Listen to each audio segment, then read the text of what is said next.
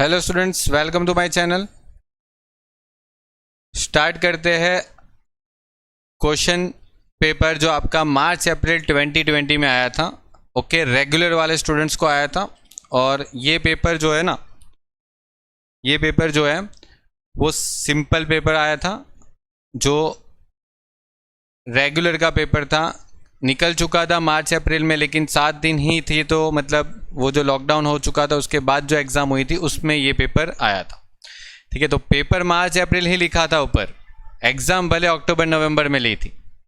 Okay, तो देखो first question से स्टार्ट करते थे जो 3 मार्क्स का ही था, जो ब्रेक इवन पॉइंट से था। देखो सिंपल सा क्वेश्चन है, आपको यहाँ पर यूनिट्स दे रखा है और आपको यहाँ पर लॉसेस और प्रॉफिट दे रखा है। सिंपल है। मैंने इसकी एक टेक्निक भी बताई थी जो रेशियो वाली थी। और या तो आपको लिख के करना है, तो यहाँ पर आपको फिक्स कॉस्ट और break even point find out करना है, 2 चीज़ों को फाइंड करना है। तो सबसे पहली कैलकुलेशन आपको यहाँ पर करनी पड़ेगी कंट्रीब्यूशन की। ओके, कंट्रीब्यूशन की करनी पड़ेगी, जिसमें आपको लिखना पड़ेगा डिफरेंस इन प्रॉफिट और डिवाइड बाय करना पड़ेगा डिफरेंस इन यूनिट्स। तो प्रॉफिट का डिफरेंस कितना है, तो देखो प्रॉफिट में डिफरेंस देखोगे तो कितना डिफरेंस है, एक लॉस है एक प्रॉफिट है, तो ध्यान रखना डिफरेंस 60,000 का है, और सॉरी 50,000 का है, 60 नहीं सॉरी 50,000 का डिफरेंस है। ओके, लेस मत कर देना, एक प्रॉफिट है एक लॉस है, तो उनका डिफरेंस जो है वो 50,000 का है, तो ये 50,000 का डिफरेंस आ गया। और जो यूनिट्स के बीच में डिफरेंस है वो 5,000 का ही है, तो मतलब 5,000 को डिवाइड करेंगे, ये 5,000 यूनिट्स है, तो आपका जो आंसर है वो ₹10 पर यूनिट आने वाला है। आपका जो आंसर है वो ₹10 पर यूनिट आने वाला है। और फिर आपको निकालना है यहाँ पर फिक्स कॉस्ट। ठीक है, तो फिक्स कॉस्ट निकालने के लिए देखो करना क्या पड़ता है, आपके पास 2 ऑप्शन है, या तो आप फॉर्मूला निकाल के काम करो, या तो आप देखो ऐसे भी कर सकते हो, टोटल कंट्रीब्यूशन। ठीक है, मैं आपको अभी एक अलग वे से करवाता हूं। टोटल कंट्रीब्यूशन निकालना है, जैसे आप कोई भी एक यूनिट का कंट्रीब्यूशन निकाल लो, 15,000 यूनिट का टोटल कंट्रीब्यूशन कितना होता है, एक यूनिट का 10 रुपये है, तो 15,000 यूनिट का कितना होता है, 10 से मल्टीप्लाई कर दो, 1,50,000 हो जाएगा। और पता है आपको कि प्रॉफिट की एक फॉर्मूला बनती है ऐसे कि कंट्रीब्यूशन में से अगर फिक्स कॉस्ट लेस करते हो तो आपको मिलता है प्रॉफिट।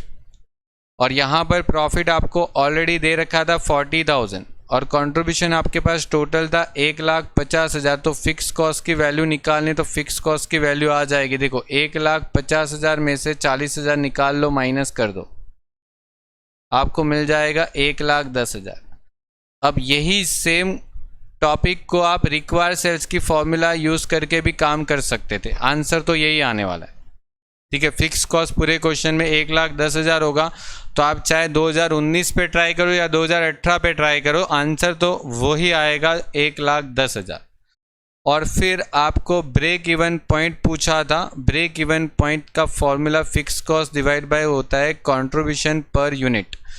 आप 1,10,000 की फिक्स कॉस्ट को डिवाइड कर दो 10 रुपये पर यूनिट के कंट्रीब्यूशन से, तो मतलब 11,000 यूनिट्स आपका क्या हो जाएगा, ब्रेक इवन पॉइंट। और ये यूनिट्स में आएगा क्योंकि आपने डिवाइड किससे किया है, कंट्रीब्यूशन पर यूनिट से, और पूछा भी यूनिट से ही है, रुपीस का तो पॉसिबल ही नहीं है यहाँ पर। हो गया, तो ये 3 मार्क्स का क्वेश्चन था जो उस पेपर में पूछा था। ठीक है, कंप्लीट हो गया, आगे बढ़ते हैं। अब ये जो एक क्वेश्चन है वो बहुत ही स्पेशल क्वेश्चन है, जो आपके बुक्स में नहीं है, ये कैश बजट का क्वेश्चन है। ये कैश बजट का क्वेश्चन है, और ये पास्ट ईयर के पेपर में था, उधर से कॉपी मतलब डायरेक्ट कॉपी करके मतलब अमाउंट बदल के पूछा हुआ है। ओके, बुक्स में नहीं है, कैश बजट में आपको बुक्स में जाओगे तो ये क्वेश्चन मिलेगा भी नहीं। ये क्वेश्चन आई थिंक 3री बार पूछा है यूनिवर्सिटी ने। ठीक है, पेपर में ही है, बुक्स में नहीं है। क्या लिखा है, find out the sales of July and August. July and August का सेल्स निकालना है। ओके, निकाल लेंगे। कलेक्शन पीरियड जो है वो आपके पास है 50% after the month. After the month मतलब जिस महीने में आप बेचोगे उसके 50% जो पैसा है वो आपको उसके नेक्स्ट मंथ में मिलेगा, और 50% जो बाकी बचा पैसा है वो उसके बाद के नेक्स्ट मंथ में मिलेगा, मतलब सेकेंड नेक्स्ट मंथ हो गया, after the second month of sales. ठीक है, आपको पता लगाना है जुलाई का और अगस्त का सेल्स। एक्चुअली यहाँ पर क्वेश्चन मार्क होना चाहिए, लेकिन कोई प्रॉब्लम नहीं, उन लोगों ने ऊपर लिख के रखा है कि find out sales of July and August. ठीक है, तो चल जाएगा।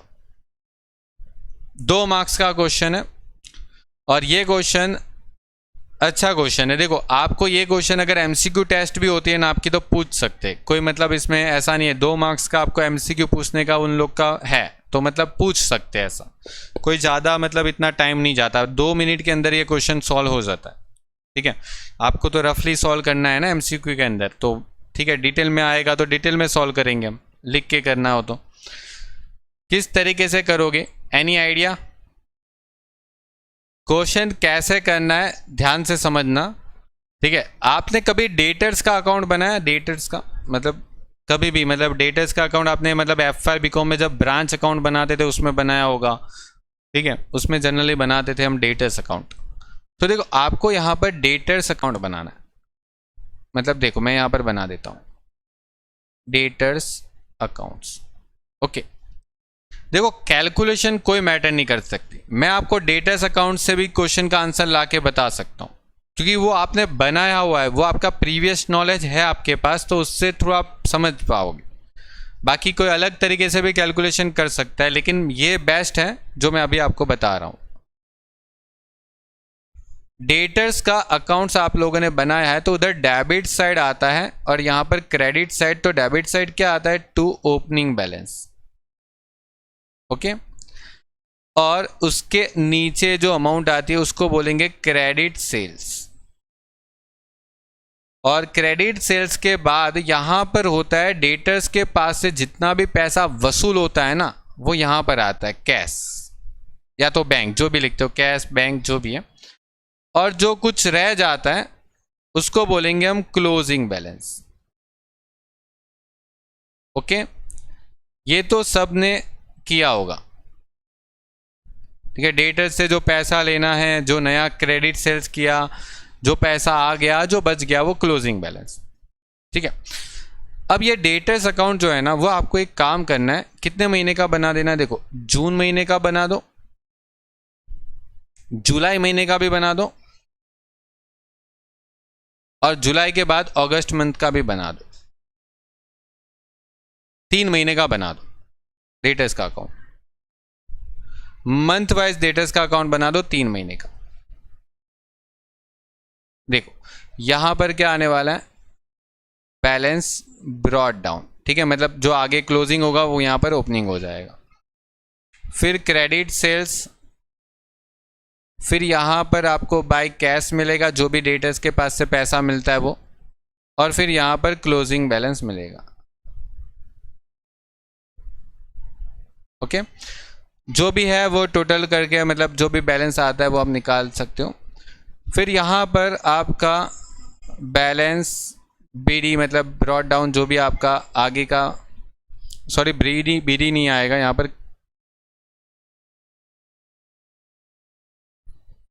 ओके, बराबर है। यहाँ पर क्रेडिट सेल्स, क्रेडिट सेल्स के बाद जो डेटर्स से जो पैसा मिलता है वो कैश सेल्स। एक सेकंड, कैश सेल्स, कैश जो पैसा मिलेगा वो। देखो कैश सेल होता नहीं है यहाँ पर, क्वेश्चन में कैश सेल का कोई मतलब बताया नहीं कि भाई कैश में कुछ बेच रहे। अगर कैश सेल होता तो डेटर्स के मतलब जिस दिन बेचा उस दिन पैसा मिल जाता है, तो वो भी मतलब आप दिखा सकते हो, लेकिन यहाँ पर ऐसा कुछ है नहीं। और यहाँ पर क्लोजिंग बैलेंस। चलो ये तो काम हो गया, 3 महीने का मतलब हमारे पास डेटर्स अकाउंट रेडी हो गया। अब देखो, आपने जून महीने में जो सेल्स किया 6 लाख, मतलब जून महीने में समझो आपने 6 लाख का बेच दिया जून महीने में। इसका पैसा आपको जून महीने में मिलने वाला है? नहीं मिलेगा, क्योंकि आपको बोला गया है क्वेश्चन के अंदर कि 50% amount in the month of sales, मतलब 50% जो महीने में आप बेचोगे उसके नेक्स्ट मंथ में, देखो यहाँ पर after the month of sales, okay, और 50% after the second month of sales, मतलब 50% उसके नेक्स्ट मंथ जाएगा। मतलब देखो जून का पैसा जो है ना वो जुलाई में जाएगा 50%, मतलब ये 6 लाख का 50% कहाँ जाएगा? यहाँ पर, और बाकी का 50% जाएगा अगस्त में, मतलब 3 लाख यहाँ पर जाएगा। हो गया 6 लाख पूरा आ गया आपका पैसा, पूरा पैसा 6 लाख आ गया, यस आ गया। तो एक काम करता हूँ मैं यहाँ पर जुलाई में लिख देता हूँ 3 लाख रुपए आए,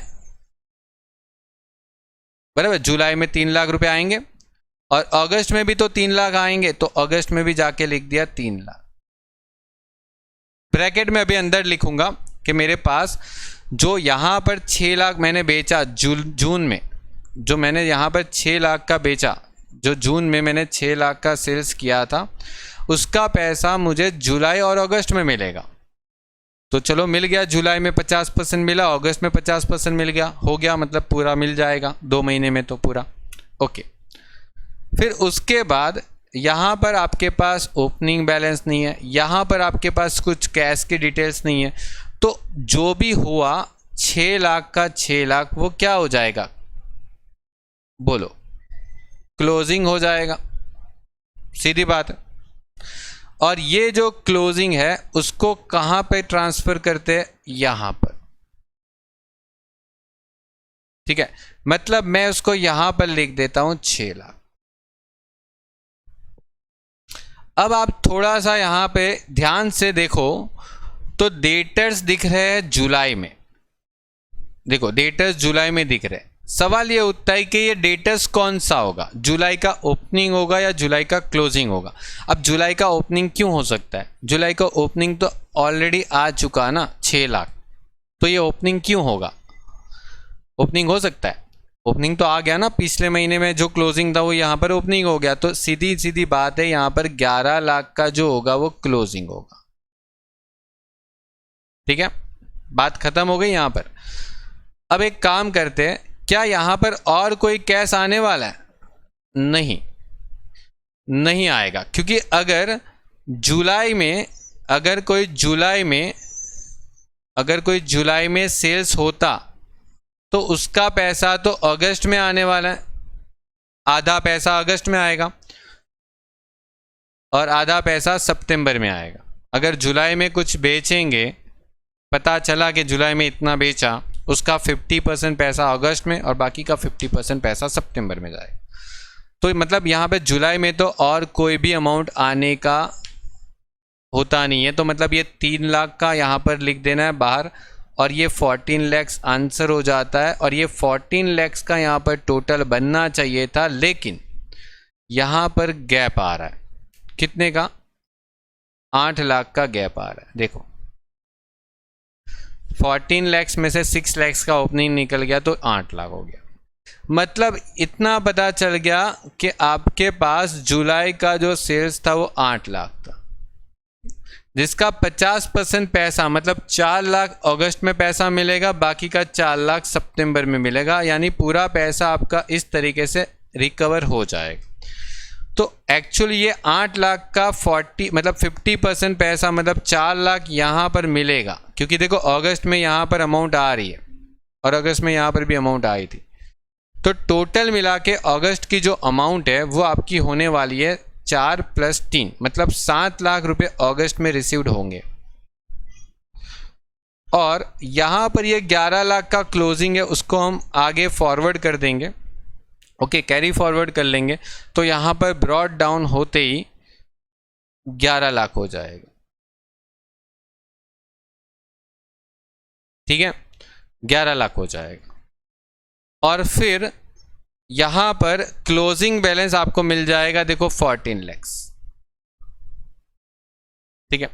और ये 14 लैक्स को यहाँ पर अगर लिख देते हैं तो 14 लैक्स + 7 लैक्स, ओके, 14 लैक्स + 7 लैक्स मतलब 21 लैक्स। 21 लैक्स का टोटल उसमें से 11 lakhs माइनस आपको अपना क्रेडिट सेल्स का जो भी डेटा था वो मिल जाएगा 10 lakhs, ये आपको मिल जाएगा। और ये जो रेड चीज आई ना, वही तो फाइंड करने के लिए बोला था जुलाई और अगस्त का। ठीक है, तो ये क्वेश्चन था, मैंने बोला था ये क्वेश्चन थोड़ा टिपिकल है, बस आपको समझ में आना चाहिए कि भाई इसमें करना कैसे है, मतलब डेटर्स का अकाउंट बना के पूरा काम चला सकते हैं। ठीक है, दूसरी भी कैलकुलेशन है, लेकिन ये बेस्ट है जिसमें आपको प्लस माइनस करने की ज़रूरत नहीं पड़ती, आपको सीधा अकाउंट सबको आता है, क्योंकि टीवाई बीकॉम में आ गए तो डेटर्स का अकाउंट तो पता ही होता है कि कौन सी चीज़ कहाँ पर आती है। ठीक है, अगर डेटर्स को बेचा होगा तो वो डेबिट साइड होगा, डेटर से पैसा रिसीव किया होगा तो वो क्रेडिट साइड होगा, मतलब उतना ही करना था, और तो यहाँ पर कुछ है नहीं। वैसे डेटर्स के अकाउंट में बहुत कुछ आता है, डिस्काउंट अलाउड आता है, ठीक है, बैड डेब्ट आता है, सब कुछ आता है। ठीक है, बैड डेब्ट मतलब रिकवर भी हो सकती है डेटर्स के पास से, ठीक है, मतलब डिस्काउंट अलाउड भी हो सकता है उसको, फिर क्रेडिट सेल्स किया है तो रिटर्न भी तो हो सकता है, लेकिन वो सब चीज़ नहीं है यहाँ पर, बस इतने से काम चलाना है जितना डेटा अवेलेबल है। हो गया, तो ये क्वेश्चन यहाँ पर फिनिश हुआ जो कि 2 मार्क्स का था। चलो, अब ये क्वेश्चन तो लगभग आना चाहिए। ठीक है, सिंपल सा क्वेश्चन है, बहुत ही सिंपल क्वेश्चन है, 3 मार्क्स का क्वेश्चन है आपको। ठीक है, यहाँ पर आपको 3 मार्क्स में पूछा था। अच्छा, ये एक चीज़ ध्यान रखना, अगर ये 100% लेवल ऑफ प्रोडक्शन नहीं दिया होता ना तो भी क्वेश्चन सॉल्व कर पाते, अगर ये नहीं दिया होता तो भी क्वेश्चन सॉल्व कर पाते। अगर आपको यूनिट्स की ज़रूरत पड़ती है इस क्वेश्चन को सॉल्व करने के लिए तो फिर आप बहुत लेंथी प्रोसेस कर रहे हो, आपको विथ इन 2 या 3 मिनट्स के अंदर पूरा क्वेश्चन सॉल्व करना है, उस हिसाब से काम करो। ठीक है, बोलो क्या आंसर आना चाहिए। ये तो हमने बहुत बार मतलब शॉर्ट क्वेश्चनों में अंदर कर चुके। ठीक है, देखो अब इसको सॉल्व करते हैं किस तरीके से, वो ध्यान देना। सबसे पहले आपको यहाँ पर एक काम कर लेना है, इसका डिफरेंस निकाल लेना है। ऐसा क्वेश्चन आता है ना डिफरेंस निकालने का, यहाँ पर डिफरेंस कितना है 40% है। 40% का डिफरेंस कितना आ रहा है, देखो ये 10,000 आ रहा है, मतलब इन दोनों का डिफरेंस कितना आ रहा है 10। ठीक है, 10 ही आ रहा है। ओके, यहाँ पर 50 और 70, यहाँ पर डिफरेंस आ रहा है 20, यहाँ पर डिफरेंस 20 आ गया, यहाँ पर डिफरेंस वापस 10 आ रहा है। ओके, अब ये जो डिफरेंस है ना वो 40% का डिफरेंस है। ठीक है, कितना 40% का डिफरेंस। तो मैं एक काम करूंगा, इसको 10% के डिफरेंस में कन्वर्ट कर दूंगा। ठीक है, अगर 10% का डिफरेंस होता तो क्या होता 10% का, तो 40 का 10% करना हो तो मुझे क्या करना पड़ेगा, डिवाइड बाई 4 करना पड़ेगा। 40 का अगर 10% करना तो डिवाइड बाई 4 करना पड़ेगा ना। तो मैं क्या करूँगा, ये पूरी लाइन है ना उसको डिवाइड बाई 4 कर देता हूँ, मतलब इसको डिवाइड बाई 4 करेंगे तो 5000 आ जाएगा, इसको डिवाइड बाई 4 करेंगे तो कितना आ जाएगा,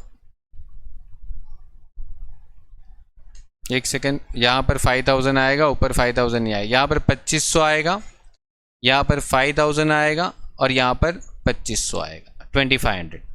अगर डिवाइड बाई 4 करते तो अब मैंने 4 ही क्यों किया वो बताता हूँ। देखो मैंने 10% का क्यों निकाला, उसका रीज़न है। देखो आपके पास 60% की सारी डेटा अवेलेबल है। देखो 18,750, 50,000, 30,000, ये सब डेटा आपके पास अवेलेबल था। आपके पास पावर का भी डेटा था, आपके पास एडमिनिस्ट्रेटिव ओवरहेड का भी था, आपके पास सेल्स ओवरहेड का भी है।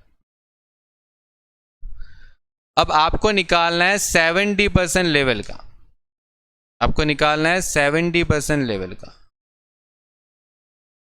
तो आप क्या करोगे, जो आपका 10% लेवल बढ़ाना है ना उसका ही एक्सपेंडिचर ऐड कर लो ना, क्योंकि 60% का तो आपके पास ऑलरेडी सारे एक्सपेंस है।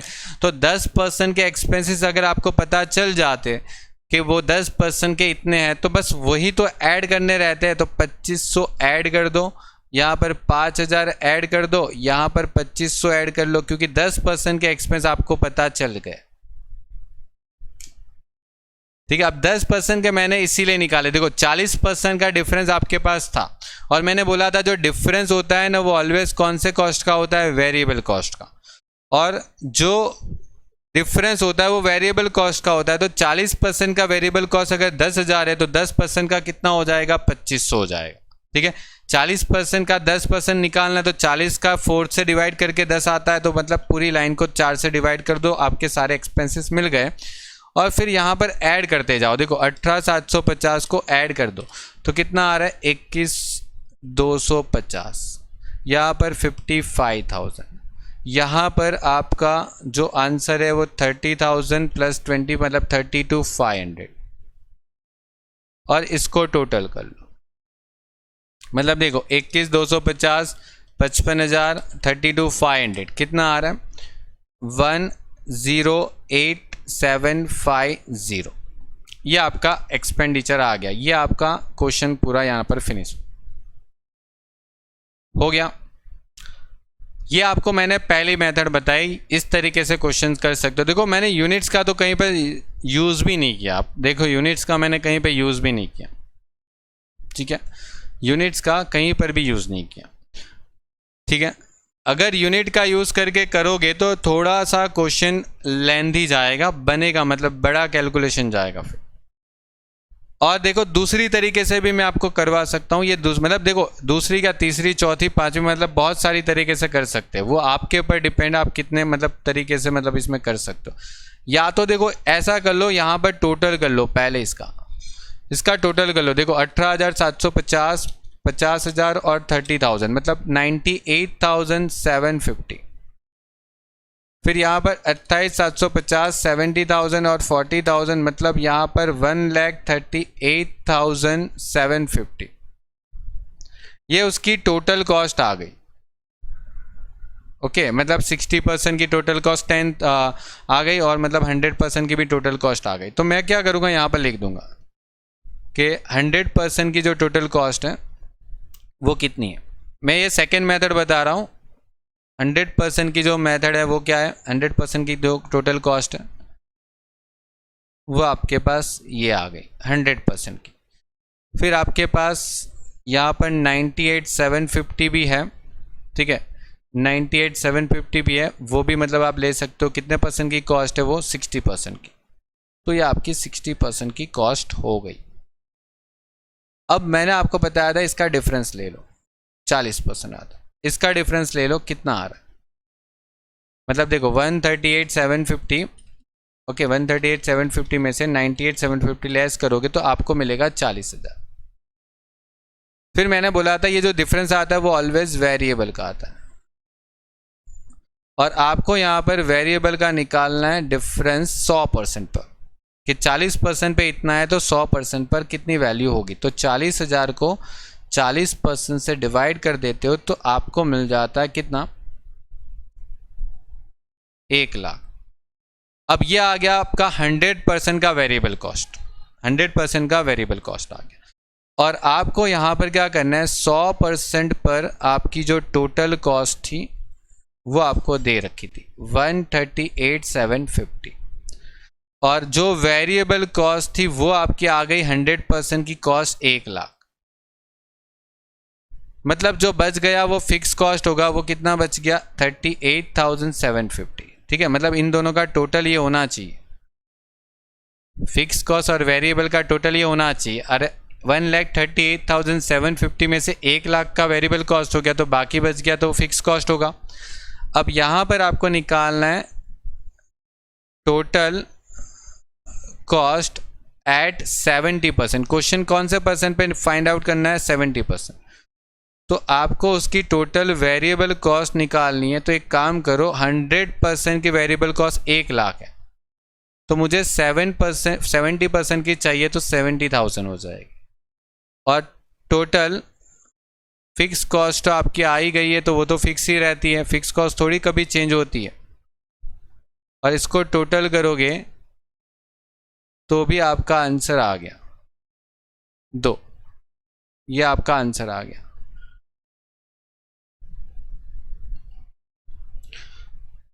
ठीक है, यूनिट से भी जा सकते हो, यूनिट से मतलब फिर पर यूनिट की वेरिएबल कॉस्ट निकालोगे, फिर यूनिट की भी कैलकुलेशन अलग करनी पड़ेगी कि 60% के यूनिट कितने, 100% के तो दे ही रखे 5000, ठीक है।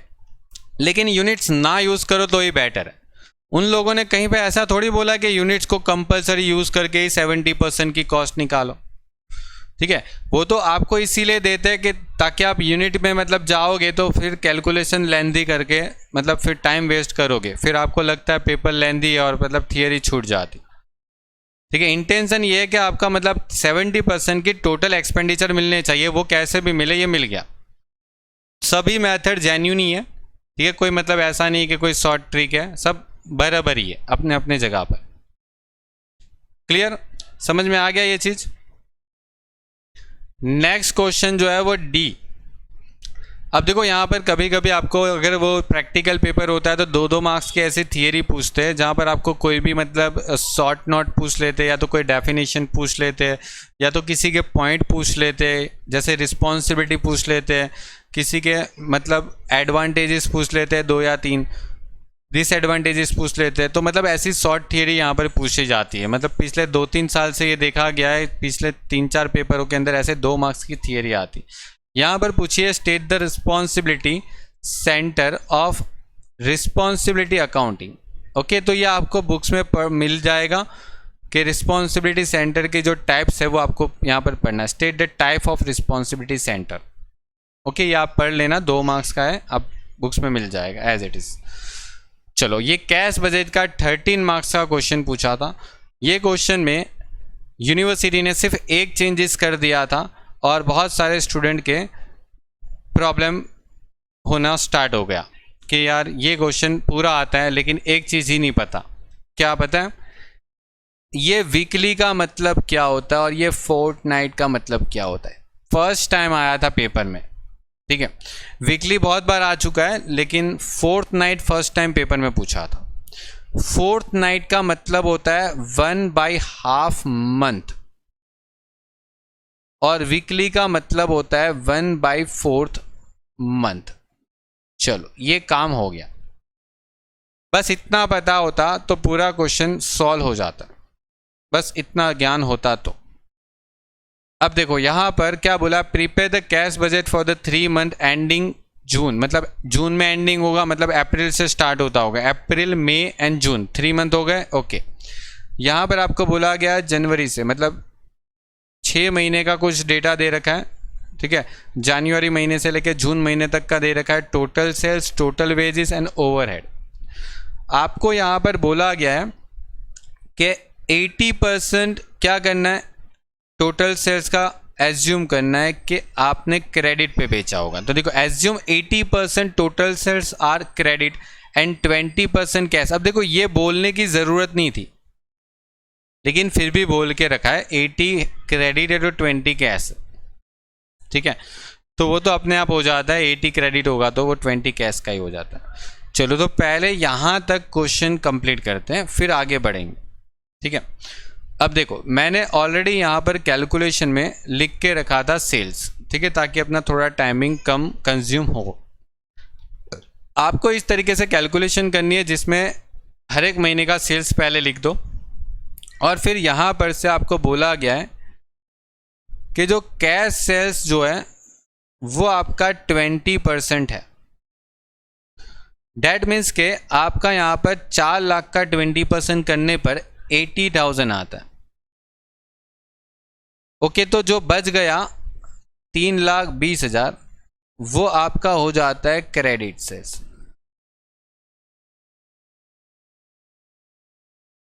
छः लाख की बात करें तो 6 लाख का 20% मतलब 1,20,000। ओके, और 1,20,000 का 20% निकाल के जो बच जाता है वो 4,80,000 मतलब 4,80,000 credit sales. 7 lakhs into 20% 1,40,000 and 5,60,000 remaining credit sales.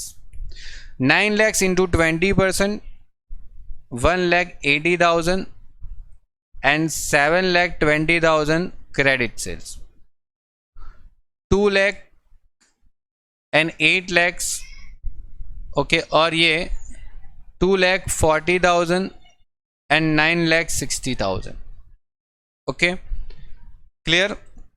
ये तो आपको सब कुछ मिल जाता है क्योंकि क्वेश्चन के फर्स्ट एडजस्टमेंट में ही तो बोला था 80% क्रेडिट है, 20% कैश है। ठीक है, अब देखो जो कैश सेल्स है ना उसका पैसा तुरंत मिल जाएगा और आपको बना मतलब कौन से मंथ का आप मतलब बजट बना रहे हो, एक तो अप्रैल का बना रहे हो, एक तो मई का बना रहे हो, एक तो जून का बना रहे हो। मतलब ये जो ऊपर मैं येलो कर रहा हूँ बस उसके ऊपर कंसंट्रेशन रखना है कि ये मंथ का डेटा उठाकर आपको कैश बजट में डालना है। 180, 2 lakhs और 240, तो वो उठा के मैं कैश बजट में लिख दूंगा यहाँ पर। ठीक है, लिख देंगे कैश सेल्स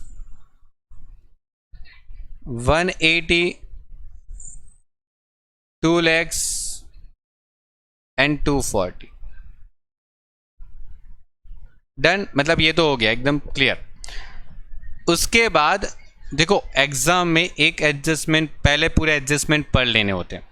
ठीक है, फिर जाके एक एक एडजस्टमेंट को काम करो, एक एक एडजस्टमेंट पे काम करो। आप लोग सब कुछ साथ में पढ़ के फिर खुद ही कंफ्यूज होते हो कि ये क्या करना है। एक पहले पूरा पढ़ लो कि क्या क्या पॉइंट है, उसको अंडरलाइन कर लो, जो भी टिक करना है तो कर लो। ठीक है, पेंसिल से करना है जो भी करना है वो, और फिर उसके बाद सॉल्यूशन करना स्टार्ट करो। देखो सेकेंड पॉइंट में क्या बोला कि अगर वो जो क्रेडिट सेल्स था उसका पैसा कब मिलेगा, तो देखो 60% पैसा बोल रहा है कि नेक्स्ट मंथ में मिलेगा, 30% पैसा जो है वो सेकंड नेक्स्ट मंथ बोला, और मतलब 10% पैसा जो बोला वो तीसरे नेक्स्ट मतलब थर्ड नेक्स्ट मंथ। ओके, मतलब 60, 30 और 10 का रेशियो बनता है 6, 3 और 1। ठीक है, चलो तो देखो यहाँ पर ध्यान देना, सबसे पहले लिखना है कलेक्शन ऑफ क्रेडिट सेल्स। अगर आपके पास फर्स्ट मंथ का जो सेल्स है क्रेडिट सेल्स उसका पैसा 60%, उसका पैसा 60% कब मिलेगा, नेक्स्ट मंथ में, मतलब ये मंथ में नहीं आने वाला पैसा। तो 3,20,000 का 60% करता हूँ ना तो 1,92,000 रुपीज़ यहाँ पर मिलेगा। फिर 30% जो है वो उसके बाद वाले मंथ में मिलेगा 96,000, और फिर 10% उसके बाद वाले मंथ में मिलेगा 32,000। डन, मतलब ये पूरी लाइन ख़त्म हो गई। तो आपको यही काम करना है, 60%, 30% और 10%। ठीक है, बस इसी तरीके से आप काम करते जाओ पूरे मतलब फर्स्ट से लेके एंड तक। ठीक है, पहले में जो काम किया वही आप लास्ट तक करते जाओ। फिर यहाँ पर फरवरी महीना कितना आ गया, 4,80,000, और उसका आप वही 60% मतलब इधर तो नहीं आएगा। ठीक है, क्योंकि नेक्स्ट मंथ से स्टार्ट होगा। तो 4,80,000 का जो 60% पेमेंट है वो आपको उसके नेक्स्ट मंथ से मिलेगा 288। फिर 30% पेमेंट जो आपको उसके नेक्स्ट मंथ में मिलेगा 144, और फिर जो 10% रह जाता है वो उसके नेक्स्ट मंथ में मिलता है 48। फिर मार्च का जो पेमेंट था वो 5,60,000 था। 5,60,000 का जो पेमेंट है वो भी आपको 60, 30 और 10 ही करना है। तो आप एक बार यहाँ पर डैश कर दो और फिर 560 का 60% करो तो यहाँ पर अमाउंट आएगी। फिर आपको 30% करना है तो वो यहाँ पर अमाउंट आएगी, और फिर 10% करना है तो वो यहाँ पर अमाउंट आ जाएगी। और अप्रैल वाला जो महीना था उसकी बात करें तो 7,20,000, उसमें अगर वापस वही काम करते तो ये डैश हो जाता है। तो 720 का 60% मतलब 4,32,000, और फिर 30% करोगे तो 2,16,000। और देखो 10% फिर करने की ज़रूरत नहीं क्योंकि जून के बाद जुलाई की कोई ज़रूरत नहीं, जाने दो। फिर मई, एक और मंथ की कैलकुलेशन करनी पड़ेगी आपको 8 लाख। ठीक है, ये 8 लाख का क्या सीन है, तो मतलब देखो यहाँ पर डैश हो जाएगा। 8 लाख का 60% पेमेंट आपको 4,80,000 यहाँ पर मिल जाएगा। इसका आप टोटल कर लो।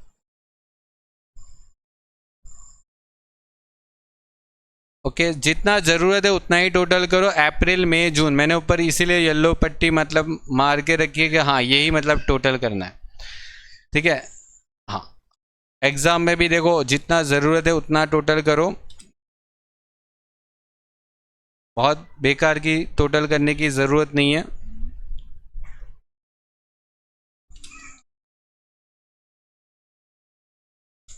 चलो ये 6,48,000 आ रहा है और यहाँ पर 56 2,16,000 4,80,000 मतलब 7,52,000। तीनों तीन को हम लिख देंगे नीचे कैश बजट जो हमने बनाया उसके अंदर। ठीक है, चलो यहाँ पर लिखना है कलेक्शन ऑफ क्रेडिट सेल्स कितना आएगा, 5,12,000 पहले में, दूसरे में आपका 6,48,000 जो हमने ऊपर टोटल किया, और तीसरे में 7,52,000 हमने ऊपर टोटल किया, 7,52,000। डन हो गया, ये कंप्लीट। आगे बढ़ते हैं, फिर एक्सपेंडिचर की बात करते हैं। जो एक्सपेंडिचर की बात है वो देखो क्या लिखा है। थर्ड पॉइंट में देखो, company has gross profit margin 25% on sales. देखो ये ऑन सेल्स है, ऑन कॉस्ट है, वो भी ध्यान से पढ़ना। बहुत अच्छा है, यहाँ पर इजी दे रखा है ऑन सेल्स करके, और क्योंकि आपके पास सेल्स अवेलेबल है तो सीधी बात है, सीधा सीधा सेल्स का 25% मतलब 25% करोगे और 25% माइनस करके जो रिमेनिंग रह जाएगा वो आपका क्या रहता है, जो रिमेनिंग रह जाएगा वो आपका परचेस रह जाएगा, क्योंकि यहाँ पर ओपनिंग क्लोजिंग स्टॉक है नहीं।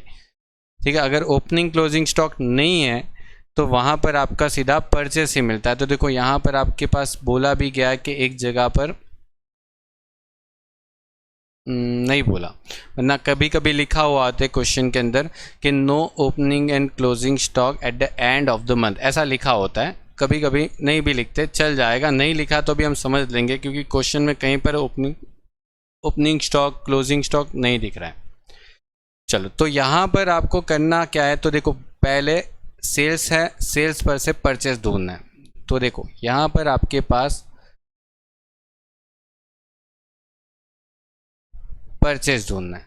अब देखो एक चीज़ समझो, 25% मतलब 25% अगर जीपी है तो जो रिमेनिंग रह जाता है उसको हम कॉस्ट ऑफ गुड्स सोल्ड बोल सकते हैं। ठीक है, चलो एक काम करो, डिटेल में ही बता देता हूँ। जैसे कि आपके पास सेल्स अवेलेबल है, जैसे यहाँ पर है 4 lakhs, फिर यहाँ पर है 6 lakhs, यहाँ पर है 7 lakhs, यहाँ पर है 9 lakhs, यहाँ पर है 10 lakhs। ठीक है, ऊपर फर्स्ट लाइन पे ही दिखा है 12 lakhs, यहाँ पर है। उसमें से 25% जीपी हटा दो, ग्रॉस प्रॉफिट, मतलब 1 लाख यहाँ से निकल जाएगा। ओके, यहाँ से 1,50,000 हट जाएगा। ओके, फिर यहाँ पर आपका 1,75,000 हट जाएगा। ओके, यहाँ पर 9 lakhs में से अगर माइनस करते हो कि 0.25 मतलब 0.25 लेके 9 लाख से मल्टीप्लाई करो तो भी आपका आंसर मिल जाएगा 2,25,000। फिर यहाँ पर 2,50,000 और फिर यहाँ पर आपका अमाउंट है 3 lakhs। तो ये निकलने के बाद जो भी रिमेनिंग रहता है, जो भी रिमेनिंग रहता है उसको हम कॉस्ट ऑफ गुड्स सोल्ड बोलते हैं। ओके, तो ये आपका अमाउंट हो गया, तो 3 lakhs हो गया। ठीक है, इधर आपका अमाउंट हो गया तो 4,50,000 के, यहाँ पर आपका अमाउंट रह जाता है 5,25,000। यहाँ पर आपकी अमाउंट रह जाती है 6,75,000, यहाँ पर 7,50,000 एंड यहाँ पर आपका 9 लाख अमाउंट रह जाता है। ये आपकी कॉस्ट ऑफ गुड्स सोल्ड बोल सकते हैं अभी के लिए।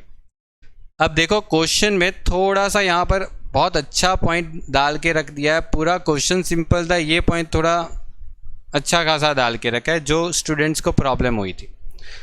एंटीसिपेटिंग sales of each month 50% necessary purchase are made in preceding month. Okay, 50% purchase are made in the month of sales, ये आपको दे रखा है। इसका मतलब क्या हो जाता है, देखो इसका मतलब समझते हैं कि यहां पर ऐसा बोला है कि आपने जो परचेस किया है ना, परचेस वो कुछ इस हिसाब से किया है कि इस महीने का जो परचेस का अमाउंट है वो 50% मतलब 50%, 50% परचेस जो है ना वो पहले ही परचेस कर लिया। देखो प्रीसीडिंग मंथ लिखा था, 50% परचेस प्रीसीडिंग मंथ में लिखा था, ऐसा लिखा है। तो यहाँ पर आप क्या करोगे, जो परचेस करोगे उसके अंदर फरवरी का जो परचेस है कितना है, मतलब फरवरी का जो कॉस्ट ऑफ गुड्स सोल्ड है वो कितना है, 4,50,000। उसका 50% पेमेंट, मतलब 50% परचेस आप पहले कर लोगे, पेमेंट नहीं, परचेस पहले करोगे। पेमेंट का तो अभी टाइम बाकी है। 4,50,000 का 50% करो, वो पहले ही आपने कर चुके होंगे, ठीक है। तो 4,50,000 का 50% करोगे तो वो 2,25,000 आपका यहां पर आएगा, ठीक है, ये परचेस आएगा। ओके, और उसके बाद जो 50% रह जाता है वो उसी मंथ में करेंगे। उसने लिखा है ऊपर, आप एडजस्टमेंट ध्यान से पढ़ोगे तो लिखे मिल जाएगा 50% preceding month and 50% in the month of sales, ऐसा लिखा है। तो 50% उसी मंथ में हो जाएगा, मतलब 2,25,000 यहां पर ही हो जाता है। ये फरवरी का आ चुका, जो ऊपर फरवरी है उसका कंप्लीट। तो ये तो मतलब हो चुका। चलो तो इसको अभी मैं कैंसिल कर लेता हूं, ठीक है, ताकि नेक्स्ट मंथ का थोड़ा अच्छे से समझ पाए। अब ये मंथ की बात करते हैं, मार्च। इसका 50% 3 लाख का देखो जरूरत नहीं है। क्यों जरूरत नहीं है मैं अभी आपको बता देता हूं, ठीक है। कर सकते हो, कोई डाउट नहीं, लेकिन आप टाइम वेस्ट नहीं करो, मैं वही तो बता रहा हूं। मैंने तो फरवरी का भी, हाँ मैंने फरवरी का भी नहीं करना था, लेकिन आपको मतलब समझाने के पर्पज से मैंने बता दिया, वरना वो भी नहीं करते तो चल जाता, ठीक है। क्योंकि मुझे जो ज़रूरत है वो अप्रैल मई जून की है, फिर भी मैंने फरवरी का कर दिया। क्योंकि देखो आप जनवरी का करोगे ना तो उसका 50% जनवरी में होगा, तो बाकी का जो दिसंबर में जाएगा। उतना दूर की ज़रूरत नहीं है, उतना दूर मतलब कुछ काम नहीं आने वाला, ठीक है, रहने दो। तो ये 50% आप पहले ले लो, मतलब मार्च का 50% करोगे तो मतलब देखो 2,25,000 है, उसका 50% करो तो आपका अमाउंट है 2,62,500। तो ये 2,62,500 यहाँ पर लिख सकते हो। मतलब जो भी है वो आधा पेमेंट उसी मंथ में, मतलब पेमेंट नहीं, परचेस। पेमेंट का तो अभी टाइम है, पेमेंट के लिए उसने कुछ और ही बोल के रखा है, ठीक है। बस क्वेश्चन में ये थोड़ा ज़्यादा घुमा के दिया था, ठीक है। देखो कैश बजट का अगर क्वेश्चन होता है ना तो कहीं ना कहीं एक पॉइंट ऐसा होता है कि जिससे आपका पूरा क्वेश्चन शायद रुक जाए, तो वही चीज़ है, वो थोड़ी प्रैक्टिस आपकी होनी चाहिए। यहाँ पर 50% चला जाएगा, ठीक है। तो बाकी बच जाता है मतलब 3,37,500, मतलब 3,37,500।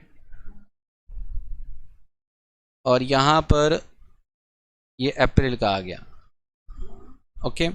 तो ये सेम अमाउंट यहाँ पर आ जाएगा, ओके। आप समझ गए, मतलब देखो इसका 50% पेमेंट, या पेमेंट नहीं मतलब परचेस यहाँ पर ले लो में, मतलब 7,50,000 का 50% मतलब 3,75,000। तो 3,75,000 यहाँ पर ले लिया। सेकेंड,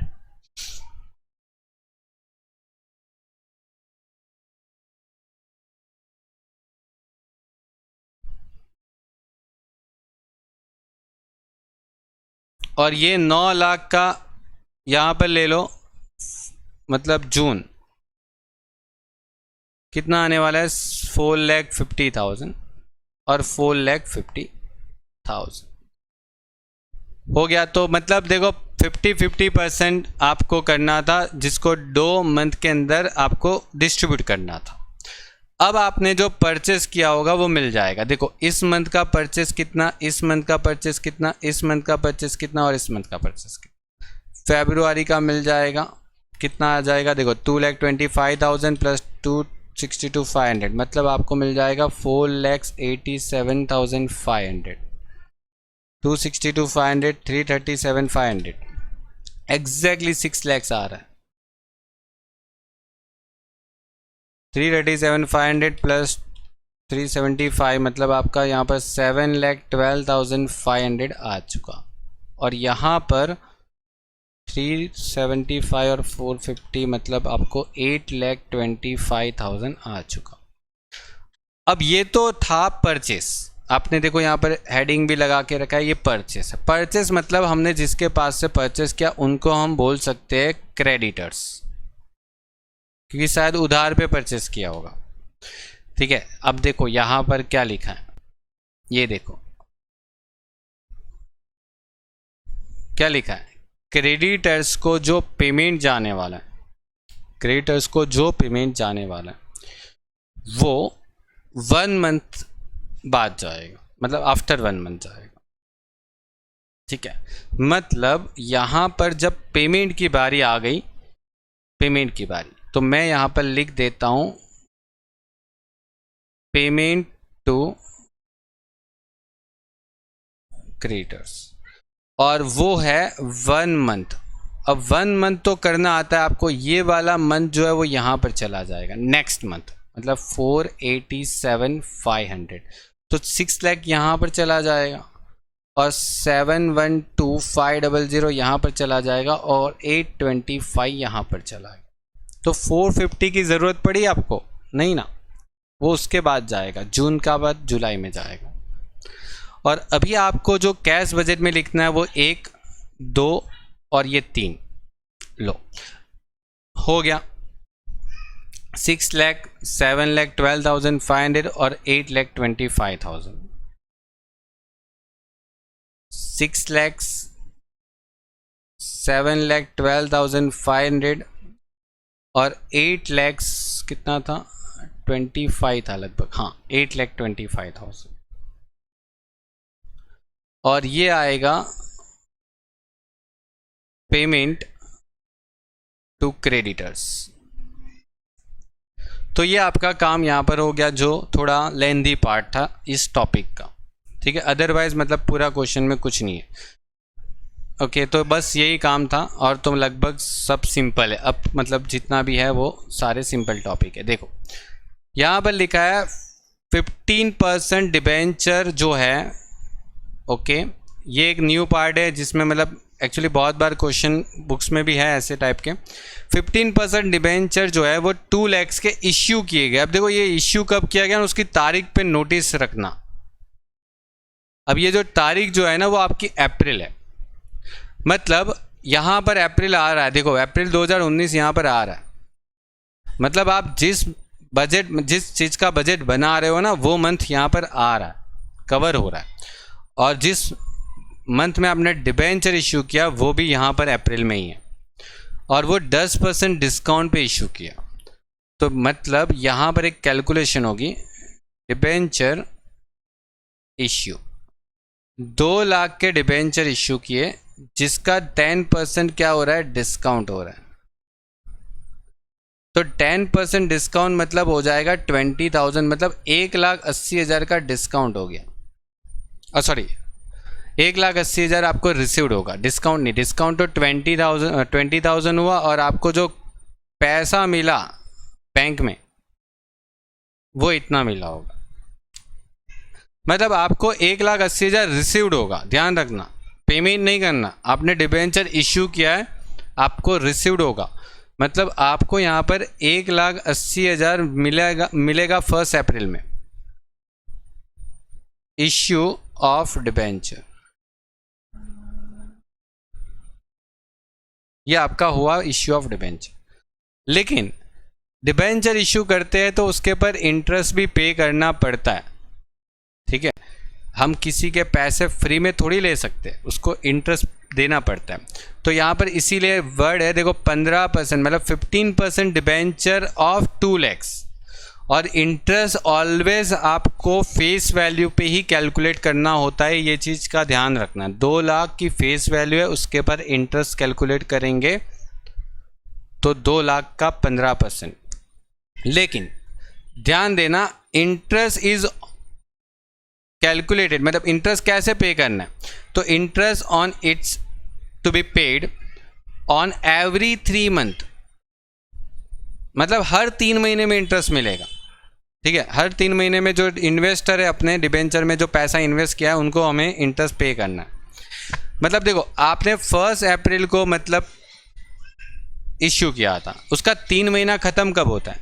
अप्रैल, मई और जून। ठीक है, मतलब जून, ठीक है, एक तो जून में ख़त्म होता है, मतलब 30 जून होगा ना, फिर वापस 3 महीना होगा, जुलाई, अगस्त और 30 सितंबर।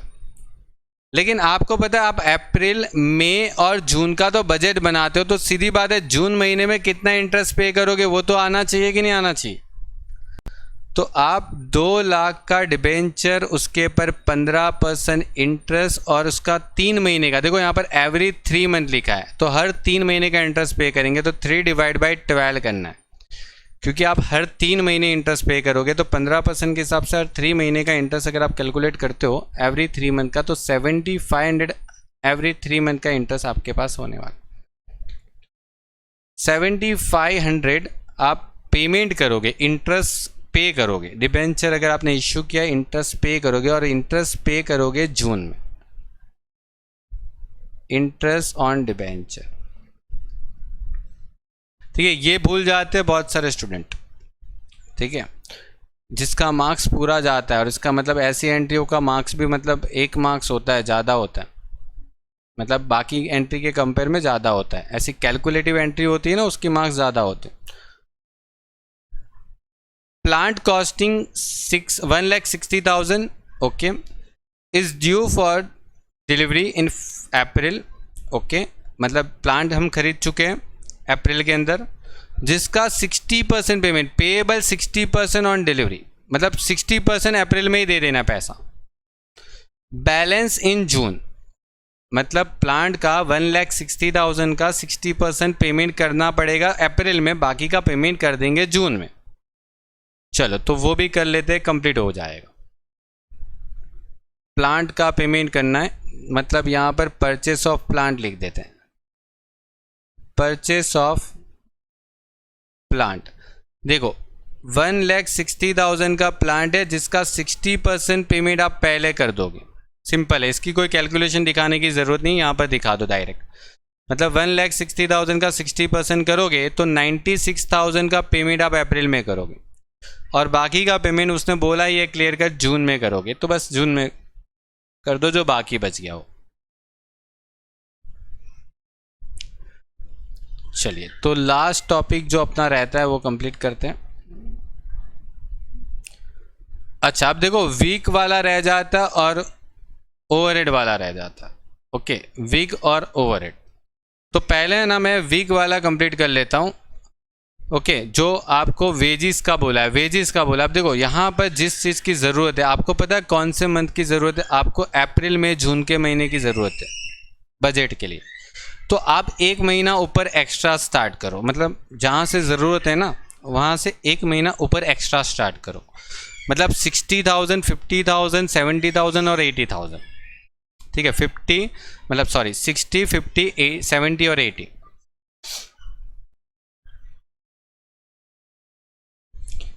यहाँ पर 60, 50, 70 और 80।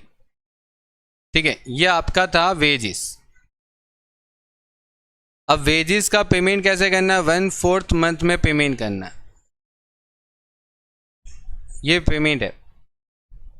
अब इसको आप 2 तरीके से कर सकते हो। एक तो जो मैंने आपको बताया कि 1/4 नेक्स्ट मंथ में ले लो और बाकी रह जाता है करंट मंथ में ले लो। या तो अभी जो मैंने आपको याद करो एक जो इसका बेसिक लेक्चर सिखाया था वो इंटू 3 करने वाला, वो भी बहुत बेटर है, ठीक है, वो भी बहुत बेहतर है। आप क्या कर सकते हो, देखो आपको इस महीने का पेमेंट निकालना है, ठीक है, इस महीने का निकालना, क्योंकि आपको तो अप्रैल की ज़रूरत है, बाकी महीने की क्यों निकालोगे। तो आप क्या करो, 50,000 को 3 से मल्टीप्लाई करो। 50,000 को 3 से मल्टीप्लाई करते हो तो 1,50,000 मिलता है, ठीक है। और फिर 60,000 क्या कर देते हैं, ऐड कर देते हैं, और फिर जो आंसर आता है वो आपका है 2,10,000। और फिर इस आंसर को आप डिवाइड बाय क्या कर दो, 4, तो आपको मिल जाएगा अपना आंसर, ठीक है। ऐसे भी कर सकते हो, लेकिन वो आप तभी कर पाओगे जब मैंने वो बेसिक चलाया था, उसमें आपको अगर इस तरीके से मैंने समझाया वो पता है। अदरवाइज तो देखो ये ट्रेडिशनल मेथड से भी जा सकते हो आप। देखो डायरेक्ट, जैसे कि आपके पास यहाँ पर ये जो था मार्च, अप्रैल, मई और जून, तो आप डायरेक्ट ऐसे भी जा सकते हो। मार्च मंथ में कितना था, 60,000 का पेमेंट था। अप्रैल मंथ में कितना था, 50,000 का पेमेंट था। मई मंथ में कितना था, 70,000 का पेमेंट था। और यहाँ पर कितना था, जून मंथ में 80,000 का पेमेंट था। अब ये सारे पेमेंट हम कुछ इस तरीके से करने वाले, 1/4 कर लेंगे। मतलब 60,000 का 1/4 करते हो ना, तो आपको मिल जाता है 15,000, जो कि हम यहाँ पर लिखते हैं। 15,000 जो आता है, मतलब जो 1/4 करके लिखते हो वो आप यहाँ पर लिख दोगे, और जो बाकी रह जाता है वो यहाँ पर लिख देते हैं, मतलब 45,000। एक सेकेंड, मतलब 60,000 में से 15 निकाल दो तो जो रिमेनिंग रह जाता है वो यहाँ पर। ऐसे ही आपको 50,000 में डिवाइड बाय 4 करना है, तो मतलब 12,500 जो है वो नेक्स्ट मंथ में ले लेते हैं, बाकी का 37,500 यहाँ पर ले लो। 70,000 को डिवाइड बाय 4 करो तो मतलब 17,500 को यहाँ पर ले लो, जो रिमेनिंग रह जाता है उसको यहाँ पर ले लो। और 80,000 को डिवाइड बाय 4 करो तो वो तो नेक्स्ट में जाएगा, तो यहाँ पर जो रह जाता है वो मतलब 60,000। लास्ट वाला मंथ थोड़ा ध्यान रखना, और फिर आपको यहाँ पर टोटल कर देना, ठीक है। तो टोटल करोगे तो यहाँ पर इधर से ही टोटल करना, ये ऊपर से मत टोटल करना, यहाँ से टोटल कर लो। 15,000, 17,000, 37,500 मतलब 52,500, 12,500 प्लस 52,500 मतलब 65,000, और यहाँ पर 17,500 प्लस 60,000 मतलब 77,500 हो गया। ये आपका हो गया कंप्लीट। और इसी हिसाब से आपको काम करना है वो हाफ वाला, मतलब जो फोर्टनाइट जो आपको बोला था ना, वो चलो उसको भी कंप्लीट कर लेते हैं, फोर्टनाइट वाले को। फिर साथ में मतलब इन दोनों का पेमेंट लिख देंगे। चलो फोर्टनाइट का पेमेंट कितना है, देखो आपको ज़रूरत है यहाँ से, लेकिन आप एक स्टेप ऊपर से स्टार्ट करोगे, मतलब 70, 90, 60 और 80।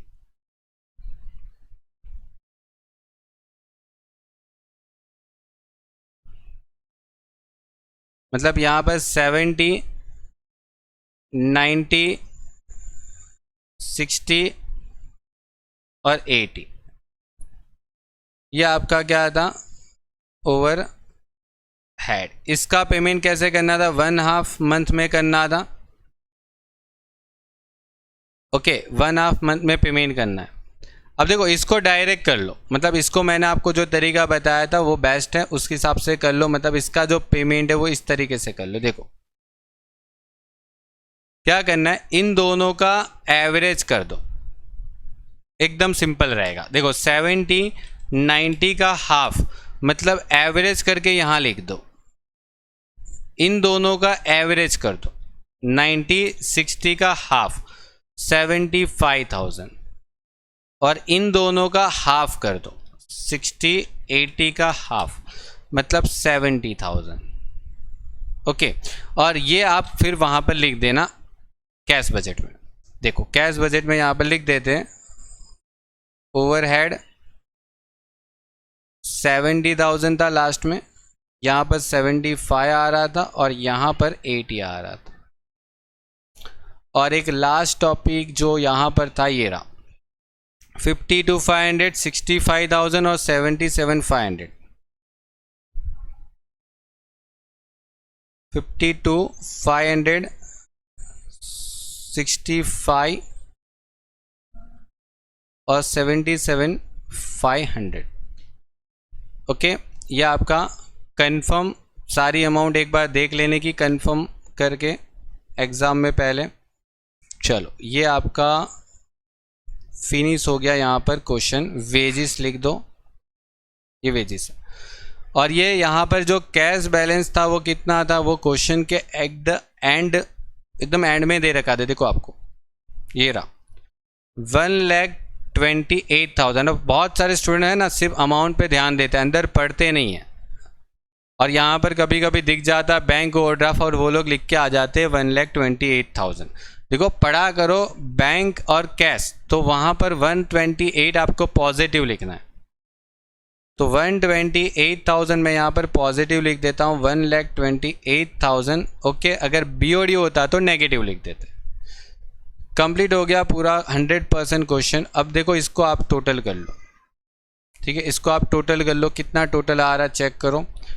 128,000, 1,80,000, 5,12,000 और 1,80,000 कितना आ रहा है?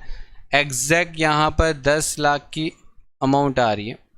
ओके, और यहाँ पर 6,96,000, 80,000 और फिर 52,500, मतलब 8,28,500। ओके, सही है। एक बार टोटल चेक कर लेना।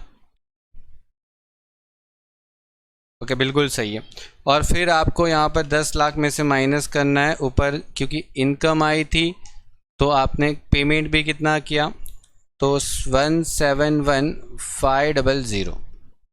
और ये 171,500 आप यहाँ पर लिख दो, 171,500। 171,500 प्लस 6,48,000, मतलब आपका जो बैलेंस है वो 10,19,500। 7,12,500, 75,000 और 65,000, मतलब 8,52,500 और माइनस करो 1,67,000। ओके, और 1,67,000 उसमें 240 और 752,000, 11,59,000, 825, 7,500, 64,000, 70,000 और 77,500 कितना आ रहा था?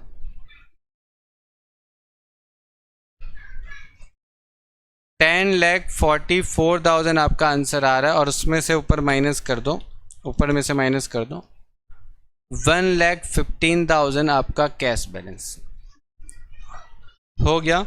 ये 100% क्वेश्चन आपका यहाँ पर फिनिश हो गया। और इस तरीके से आपको क्वेश्चन करना था। ठीक है, तो ये हो गया कैश बजट आपका 2020 का जो पेपर है उसका 13 मार्क्स में पूछा था। ओके, ईच एंड एवरीथिंग सारी कैलकुलेशन के साथ मैंने आपको यहाँ पर करवा दिया। ओके स्टूडेंट्स, तो आपको अगर इसके PDF चाहिए तो आप नीचे टेलीग्राम चैनल ज्वाइन कर सकते हो और वहाँ पर से आप PDF डाउनलोड कर सकते हो। चलिए, तो मिलते हैं नेक्स्ट टाइम पर, आगे के क्वेश्चन सॉल्व करेंगे इसी पेपर के। Okay, goodbye and take care.